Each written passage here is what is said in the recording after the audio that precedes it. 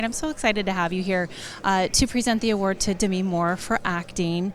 Her body of work is incredible, as is yours. As a fellow actor, what has her performances meant to you? You know, I remember being in Europe and seeing, some of her performances, in particular when she did G.I. Jane. I remember I was so astonished by her sheer force of nature that was coming through in that film. And incidentally, that's also directed by Ridley Scott. And I feel like the way she also presented herself and maternity by really just unabashedly putting on the front page of Vanity Fair a female state of goddessness that you were, as a woman, in fact, at the time, up until that moment, supposed to hide. The fact that she unabashedly just put that pregnant, highly pregnant belly on that cover was, to me, just such an incredible service to women. And so I just think she clearly has more courage than most people in this world. Yeah. The movie she's being honored for, Substance, I want to get your thoughts on it because you have managed to have a very successful career and navigate through Hollywood. I'm a middle-aged, on-camera personality dealing with aging out, all of the things that movie tackled. What are your thoughts on the message that movie conveyed and kind of what we're up against as a society? Steve McQueen was at a dinner that SFFILM hosted last week, and I asked him to please speak to the table about one of my favorite films, which is Hunger, the film he made.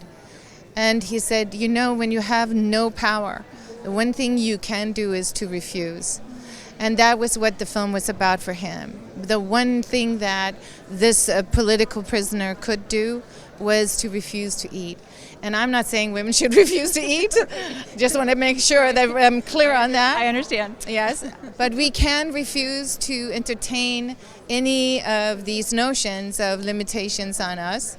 I think I saw the other day that, you know, someone was talking about the fact that Pamela Anderson is no longer putting on makeup, and they did the same when Alicia Keys also stopped using makeup, and, you know, a whole bunch of other actresses who sometimes just go, look, you know what, I do not want to feel obliged to paint my face. And I feel like we can refuse. We can refuse the notion of powerlessness. We can refuse the notion that somehow we are aging but men are not, even though they're the same age. That is the very emblem of any type of system that discriminates. That is, that one group is allowed to live to their fullest at any given age, really, being fat, ugly, short, tall, skinny, old, young, whatever. It is not a problem. We have to simply say no. That is not correct. That is not how it is. And we should simply refuse to allow society to push us around.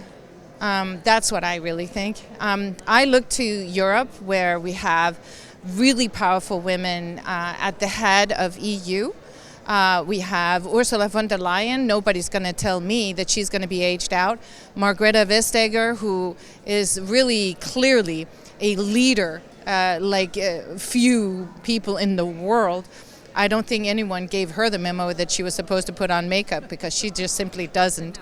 Yeah, she just doesn't. She cuts her hair short and it is gray, and she is happy with that. She also knits, even as she is proudly participating in some of the biggest and using her power in some of the most important venues in the world. So I just feel like we have to stop seeing ourselves as victims and start seeing ourselves as equals, period, and refuse, like Steve McQueen says.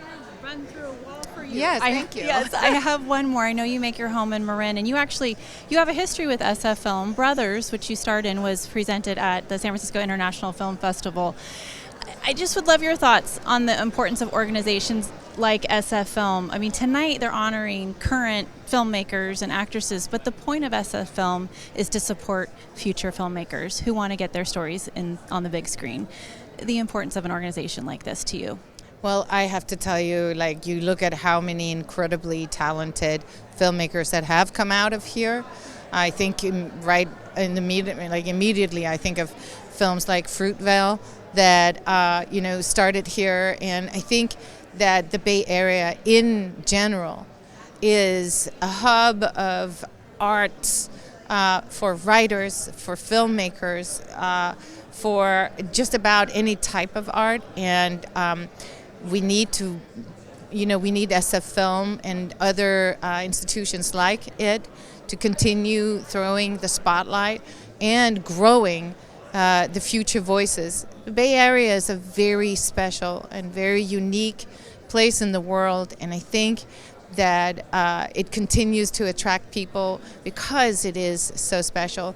SF Film is part of what makes it special. These are cultural institutions that are essential for cultural life here.